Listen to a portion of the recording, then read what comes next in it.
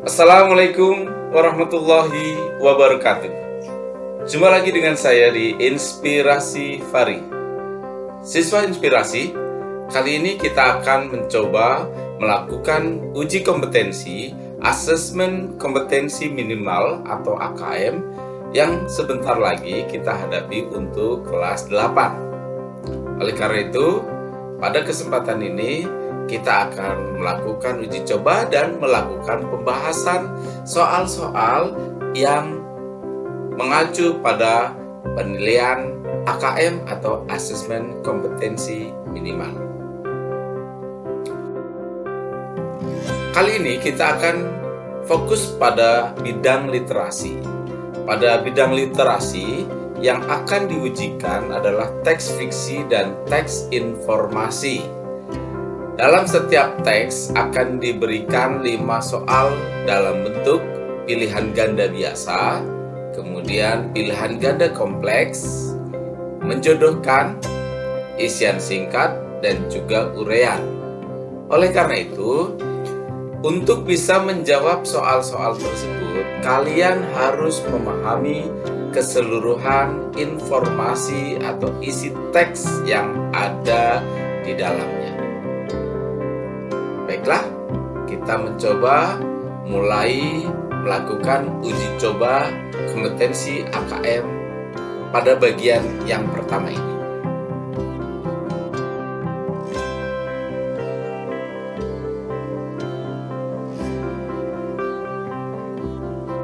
Dan ternyata dari pilihan jawaban A, B, C, dan D, maka jawaban yang paling tepat adalah A, yaitu penolong, ditandai dengan kesediaannya menolong warga Medang Kamulan yang diancam oleh Raja Dewata Cengkar. Diancam apa? Diancam akan menjadi santapan oleh raja. Kita masuk pada soal kedua.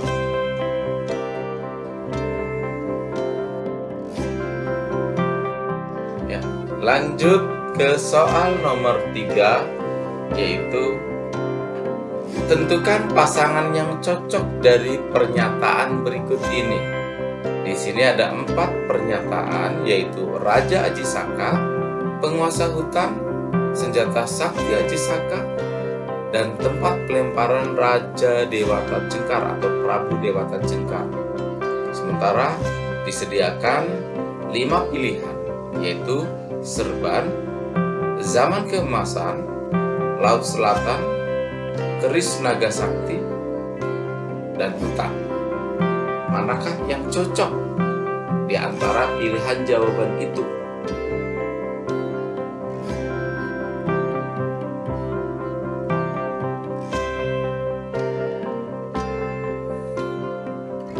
Ya, kalau kita berbicara Raja Ajisaka, itu artinya setelah Ajisaka berhasil mengalahkan Prabu Dewata Cengkar, maka Ajisaka diangkat atau dinobatkan menjadi raja. Saat Raja Ajisaka memimpin kerajaan Medang Kamulan, maka Medang Kamulan menjadi negeri yang makmur. Raja Ajisaka berhasil memasukkan atau mengantarkan rakyatnya, kerajaannya menjadi zaman keemasan. Maka yang tepat isinya di Raja Ajisaka adalah masuk ke zaman keemasan. Kemudian penguasa hutan. Penguasa hutannya adalah setan. Penguasa hutannya adalah setan. Setan ini adalah yang berhasil dikalahkan oleh Raja Ajisaka. Kemudian senjata sakti dari Ajisaka adalah serban atau penutup kepala, kain serban, yang dengan penutup kepala itu Raja atau Prabu Dewata Cengkar berhasil dikalahkan oleh Raja Ajisaka. Kemudian tempat pelemparan Raja Dewata Cengkar yaitu ada di Laut Selatan. Ya, jawabannya adalah itu.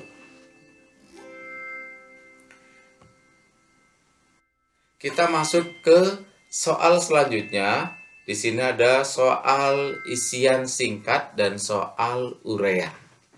Kita masuk ke soal isian singkat terlebih dahulu. Tokoh antagonis pada kutipan cerita di atas adalah, silakan dipikir. Ya, tokoh antagonis adalah tokoh yang berwatak buruk, jahat, atau tidak baik. Kalau kita lihat teks ceritanya atau isi ceritanya, yang menjadi tokoh antagonis adalah tokoh yang bernama Prabu Dewata Cengkar atau Raja Dewata Cengkar. Kemudian di bagian urean, apa saja amanat yang dapat kalian ambil dari cerita di atas? Untuk amanat adalah pesan-pesan moral atau pesan-pesan kebaikan yang ingin disampaikan oleh penulis cerita kepada para pembacanya. Ingat, amanat adalah pesan kebaikan, ajaran-ajaran kebaikan melalui ceritanya tersebut. Kalau kita lihat, maka ada beberapa amanat yang bisa kita ambil dari cerita tersebut. Yang pertama, kita harus saling menolong terhadap sesama. Ini digambarkan pada tindakan Aji Saka menolong warga atau masyarakat kerajaan Medang Kamulan untuk menghancurkan atau mengalahkan Prabu Dewata Cengkar. Kemudian yang kedua, kita harus mengutamakan doa sebelum bertindak. Digambarkan saat Aji Saka berhasil mengalahkan setan penguasa hutan.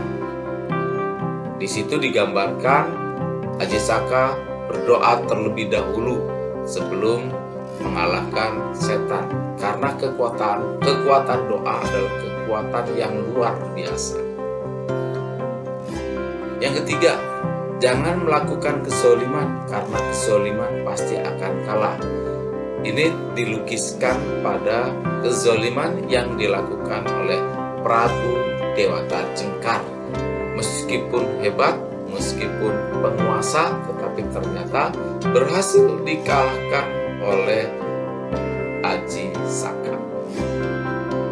Nah, itulah beberapa teks fiksi dengan beberapa pertanyaan yang mengacu pada penilaian asesmen kompetensi minimal atau AKM.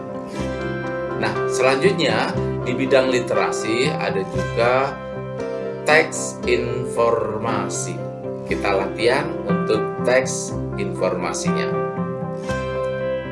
Isi teks dikatakan di sini tentang bagaimana tindakan untuk mencegah secara aktif tentang virus corona. Di sini ternyata meskipun virus corona menular, tetapi dapat dilakukan dengan pencegahan. Pencegahannya ada banyak di sini, ada beberapa hal. Kemudian juga dengan melakukan mengkonsumsi makanan yang bergizi, minum air putih dan istirahat yang cukup. Ini juga mampu meningkatkan daya tahan tubuh sehingga juga mampu menghindari dari penularan infeksi virus corona. Nah, untuk menjawab ini, apakah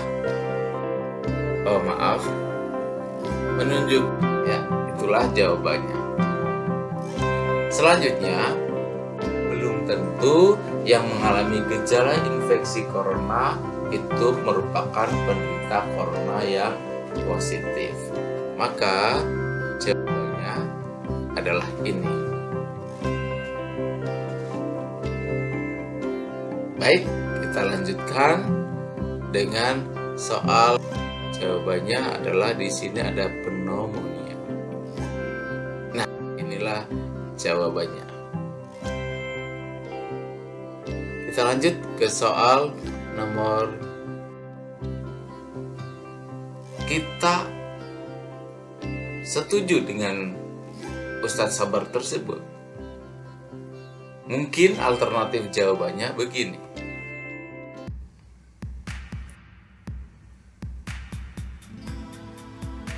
Tindakan Pak Ustadz sangat mulia karena penderita corona butuh dukungan dan motivasi. Tidak ada orang yang mau menderita corona.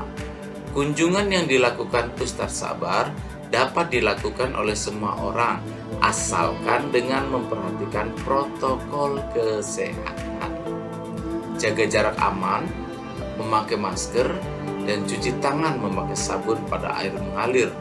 Di samping itu, kita tidak perlu melakukan kontak seperti bersalaman dengan penderita. Intinya, selama aturan kesehatan tetap diterapkan, kita akan aman dari infeksi virus corona. Ya, jadi contoh jawabannya seperti ini. Ini didasarkan pada aturan-aturan kesehatan yang disampaikan di dalam teks tersebut. Ya, demikian saja latihan tahap 1 asesmen kompetensi minimal atau AKM.